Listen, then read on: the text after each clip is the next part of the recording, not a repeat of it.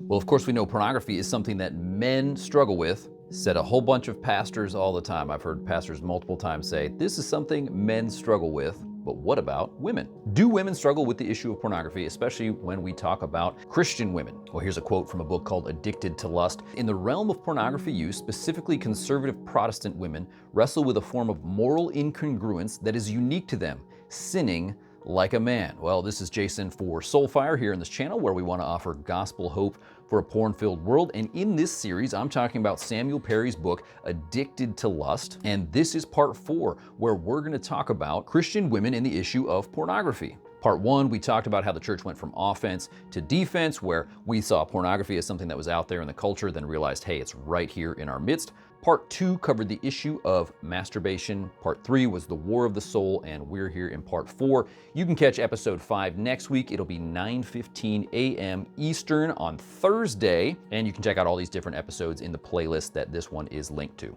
But I really have enjoyed this book because author Samuel Perry is not a Christian, and he takes an outside of the box look at conservative Protestant Christians and this issue of pornography. And when it comes to the issue of women, we have to talk about something that's called complementarianism and how that impacts our view on whether women would struggle with issues of sexual temptation and pornography. We'll talk about how there are some traditional views of male and female lust that impact whether we think this is something women will struggle with. And what about Christian women who are struggling with pornography? How do some of these traditional views impact them? And then I'm going to give some tips for how the church can respond to this issue. And this series is sponsored by Covenant Eyes. Covenant Eyes provides internet monitoring and accountability. It can go on smartphones, tablets, and laptop devices. I have been using Covenant Eyes for over 15 years. It's been incredibly helpful in my life to get me to freedom from pornography. You can check out Covenant Eyes. It's linked in the description, and try 1 month for free and see if it is right for you or your family. In 2016, roughly half of the young women whom we could consider fundamental Protestants reported viewing porn in the previous year. By comparison, about 56% of conservative Protestant men reported viewing porn that same year. Not even a statistically significant difference. So that's what the research says. It says that there's not really a huge difference between Christian men and Christian women viewing pornography. All right, well, the power went out.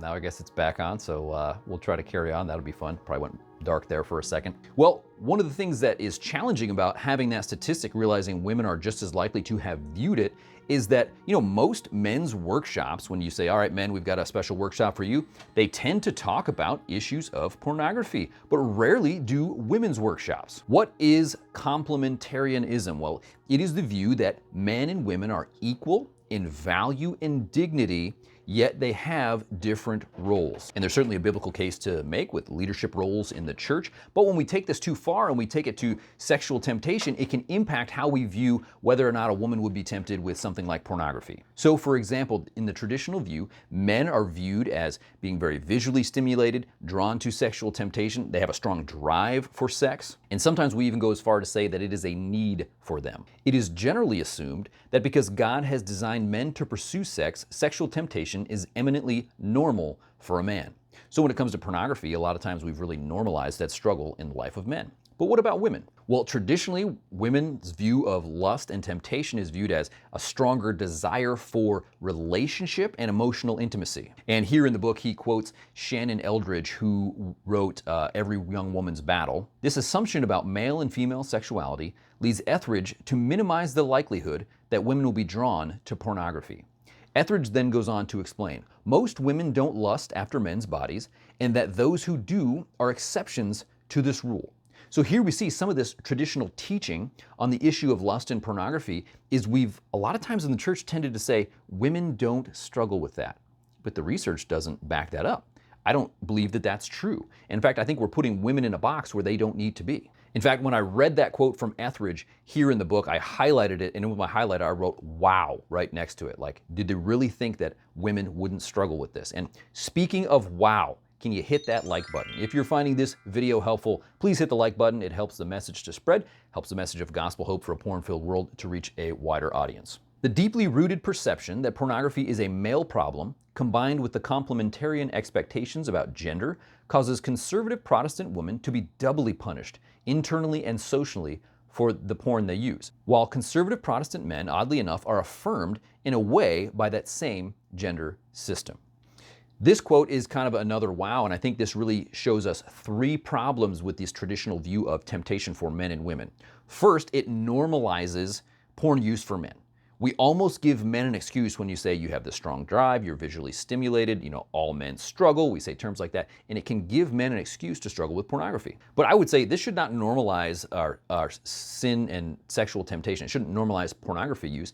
Now, it could normalize our sin nature, the fact that we have a sin nature and that we are desperate for the gospel, we're desperate for Christ. But this shouldn't normalize and tell men that it's okay to struggle with this sin. But the second problem I see here is it gives women an excuse to watch things that they shouldn't watch. And he actually has a quote about this. The narrative among conservative Protestant women that pornography does not affect them the way it does men, which allows these women to rationalize to themselves and others viewing material that would be too tempting for a Christian man. So in other words, women may feel comfortable watching pornographic material and say, well, this is not something women struggle with, so it's no big deal. And I have personally seen this. In fact, it wasn't too long ago that I saw somebody who works full-time for a Christian organization post that they were watching the series Bridgerton. Now, Bridgerton is one of Netflix's more recent series, and Bridgerton made headlines because the content from Bridgerton was being sniped by pornography websites, and they were putting the content directly on pornography websites. Why?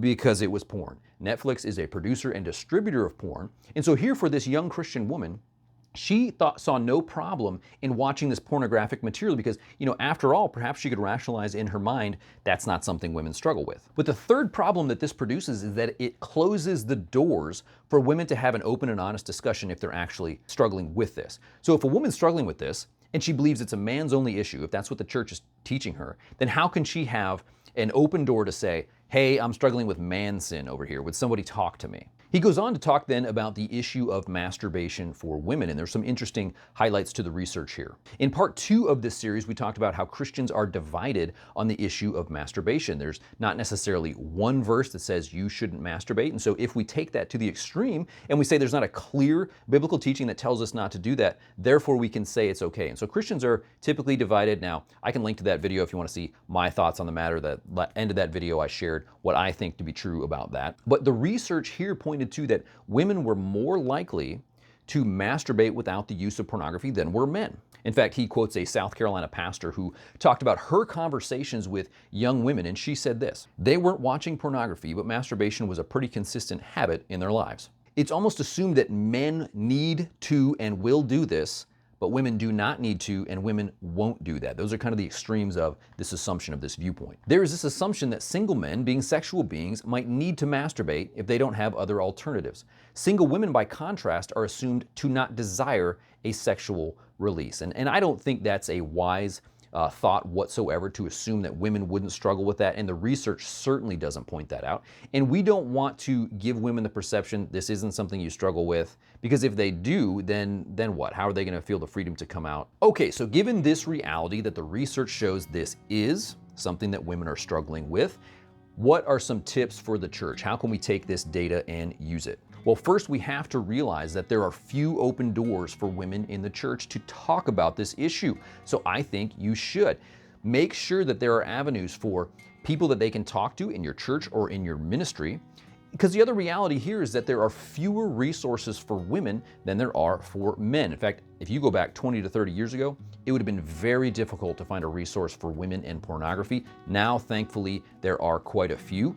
Julie Slattery, in her website about intimacy, has a number of resources for women, some excellent content. I can put the link to that in the description. But given this reality, the next tip I have for the church is let's make sure we say men and women. So this is something I learned maybe 15 years ago or so, to make sure when I'm giving a sermon or I'm giving a talk that I say men and women struggle with pornography. So don't say something like lust is a men's issue.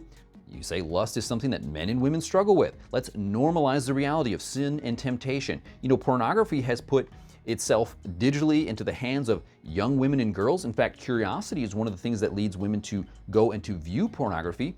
If you were in middle school or high school and your friends are talking about all this sexual stuff, you don't want to be ignorant of that. It can be easy for them to run to the phone to find some of this stuff and see some of this stuff, and they can get drawn into that as well. When you have a small group or a discipleship resource, let me challenge you to invite both men and women. So we try to do that here in our ministry with college students. If we have small group integrity studies for men, we invite all the men and we invite all the women to have one as well. Ministers must be willing to ask directly to our women, and women in ministry must be willing to share vulnerably. You know, your story can be a powerful invitation for other women to step into the light and to say, you know, this is something that I'm struggling with as well. We need Christian women to take that risk, to come out and share that it's something that they've struggled with. You will open the door for so many others to come alongside of you. You know, I've got to admit, as a man, it is much easier to share my testimony.